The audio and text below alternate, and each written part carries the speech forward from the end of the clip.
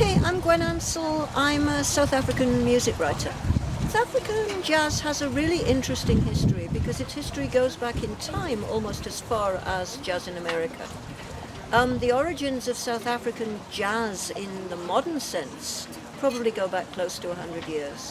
But before that, South Africa has a huge number of local traditions of music with improvised elements, music with syncopated timings, pocketing, an awful lot of the things that the African American community took from their slave forebears, which in this country people also took from their forebears and fed into the improvised modern music that they began making in the cities. So there are an awful lot of commonalities there. When the cities started developing in South Africa, a very early precursor form to jazz grew up, and that was called marabi.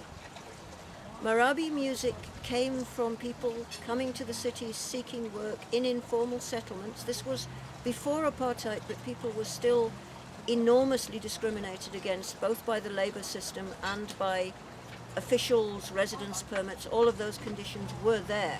It just hadn't been formalized into apartheid. We're talking now the period, the first 3 to 4 decades of the 20th century. People settled in cities.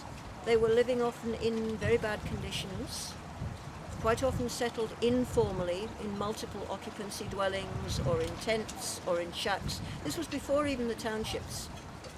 And the only form of entertainments they had were self-made. And around the places where women brewed and sold traditional beer, which was a time-honored occupation for women in the villages many of these people had come from, musicians began to come into these places to provide some entertainment, very often with a really simple instrumental setup. So you might have a shaker or a rattle with some stones. You might, if it was a high-class joint, you might have a piano, you might have an accordion. And people would improvise around a very simple melodic theme and a 1-4-5 chord progression.